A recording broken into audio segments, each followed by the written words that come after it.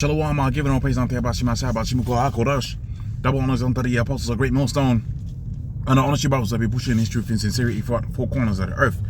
The brother body are coming out here to give you this truth for the grace and mercy of Yahweh. Bashim Yahweh Shai. Bashimuko Hakodash. Giving all praise unto Abashima Shai. Bashimuko Hakodash. Okay, so this is going to be an in transit style video, okay, based upon conversations that I've had, right, today and in the past. And, you know, it's concerning, you know, the juice, okay? They done made everybody take this juice, okay? And pretty much everybody's regretting it. And I've heard some very interesting stories about that juice, man. Okay, that they made everybody to take. Now, this ain't no medical information, so we're just speaking retrospectively, I think is the word I want to be saying. But yeah, man, let's get into this video. So I got a scripture here within the book of Isaiah, the 9th chapter, on the 16th verse up. Because you got to remember who was really pushing the juice onto the people. Guys like Nate, okay, ISUPK, all of these different individuals. And in a larger sense, pretty much these celebrities and, you know, TD Jakes, Creflo Dollar, everybody succumbed to that push. And they had you believing that you couldn't see your family, you couldn't see your grandmother within the nursing home and all of that. They had you really walking around the earth believing that was the case unless you took that particular juice. Now here's the situation now. Now you got people catching a cold and they're out for 2 weeks, okay? Catching a common winter cold, they're out for a couple of weeks. That's the normal reality, right?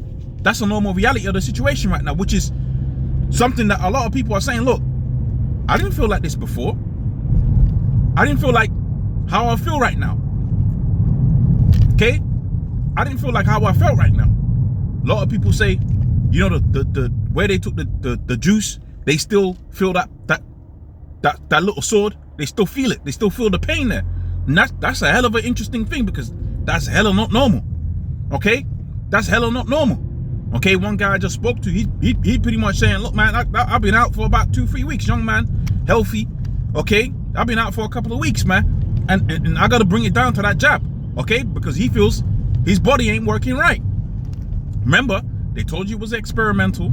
They told you that you had to take it. And they told you you couldn't take it unless you went to work. And how many people really leaned up on faith?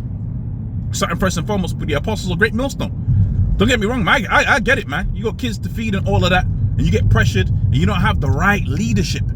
See, if you had the right leadership, what you were supposed to know is that fuck your job, okay?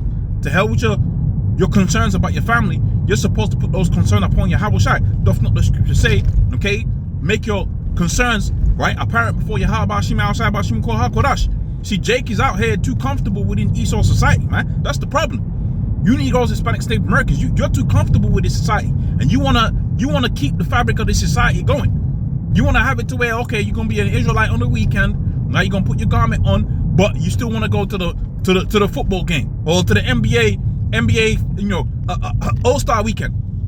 You wanna be a part-time Israelite, which none of those things are inherently wrong, but at the end of the day, there's certainly a mentality, right, about chasing that kind of a lifestyle, where you got something going on every weekend, okay? Yeah, you're gonna watch the videos here and there, but you got something going on the weekend. You're gonna put the fringes on the socks, but you got something going on, right? That's outside of this truth, really, where your affections are. And that's what the Messiah has already had a problem with Israel about. He says, you're supposed to put me above all of your so-called desires, wants, and all of that, man. Okay?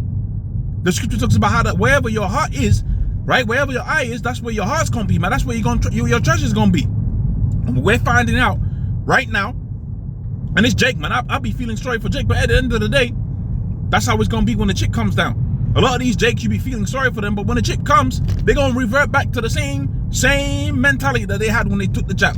They might have all the regrets right now. A lot of people are saying they had lumps for weeks when where they took the stabbing jab. They had lumps. Now you tell me that's normal, man. Okay? You tell me that's normal, and that's outside of all of the information that's come out after the fact of the people that let's say they gave up the ghost so it don't flag up on the YouTube. Okay? After all of those people that done said they don't drop the ghost after taking that, perfectly healthy individuals that done gave up the ghost on a football pitch, right? Right, running to the midfield line and you drop dead. gave the ghost up because he took that orange juice. Bruh, this ain't normal, man. This ain't normal, and a lot of people are walking around the earth right now with regrets, but we gonna see. They might have their little regrets right now. Okay, things are so-called back to normal, quote unquote, which they really ain't. Things are so-called back to normal, so quote unquote, but we understand Esau's getting ready to bring about something that's even more of draconian. Okay, we understand Esau's getting ready to bring about something even more draconian, which we understand to be the chip. Okay, we know Esau is bringing about the chip. And as a result of bringing up about the CHIP, they're going to crash all of these economies. Now, look what's happening out here within the UK. New budget here, new budget over there, right? Tax increase over here, tax increase over there. It's like, well, hold on a minute. I'm working all these hours. Where's my money? Right? Where's the money going into? Water's gone up, right? Council tax has gone up, right? Phone bill's gone up. It's not even worth upgrading your phone anymore. Right? you gotta find that little slugger in the budget. You know what I'm saying? You gotta find that little bit of a cushioning within the budget. So you say, all right, no, I'm not gonna upgrade this year. I'm gonna upgrade right next year or the year after. Or I'm just gonna keep the phone I got right now. But this is the situation that we have right now, where the pressure is being applied. Okay, the pressure is being applied. Okay, the pressure is being applied. Right? People running on the road, crazy. Right, where the pressure is being applied. Okay, and the situation is that this man. Esau's getting ready to bring about the CHIP, and what's going to happen when the CHIP comes about? Right, pressure, and we're going to see all of these people that they got the juice lump, right? They're bedridden right now. Maybe they're at the point of giving up the ghost. We're going to see when that pressure comes, when they say, look, there's no food. Okay, we're back to where we was again. There's no food, all right, or you can't go to work unless you have the stabbing jab. All of these people, they're walking around with regrets, but we're going to see if they're going to hold on to their regrets. And the scripture says, there's only going to be a few people that ain't going to take that CHIP, man, the remnant. There ain't going to be a lot of people, man, because when that hour of temptation comes, that pressure is going to be applied, and a lot of these people, they're going to succumb to that pressure. And you know what? It is what it is. Anyways, I just wanted to speak about that, and let me speak a little bit more about this leadership thing. Yeah, these people got regrets, but are they going to go to their leaders now? Are they going to go to their pastor that said, look, you're supposed to be taking that? Are they gonna go to their wife that said you can't sleep next to me unless you take the stabbing jab? They ain't gonna do that, man. Okay? They ain't gonna do that, man. Because when it's all said and done, everything is so-called back to normal. Okay? When it's all said and done, right? Everybody's back in their little routine.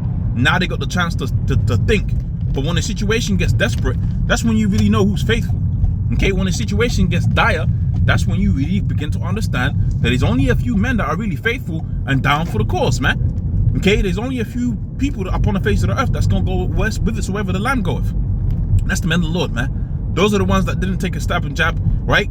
Not because we're so great, but because the Most High put great leadership in place, man. The Most High put great leadership in place. You're gonna sit up here and say, you know, oh, I'm just righteous. Yeah, I knew I shouldn't have taken that. But the situation was desperate, right? But the leadership said, nah, don't take that, man. Right? Fuck your job. And guess what happened? The people done took it. They got all kind of ailments. Some of them dropped dead. Some of them got ailments up until this day. Some of them still don't feel right. And it's been a couple of years, man. Well, goddamn. Anyways, with that, I'm gonna say all praise unto Yabashi Mashiach, Yabashi Mukwa HaKodash. Double honors unto the apostles of Great Millstone. And the honest brothers that be pushing this truth in sincerity. I'll see you on the next one. Shalom.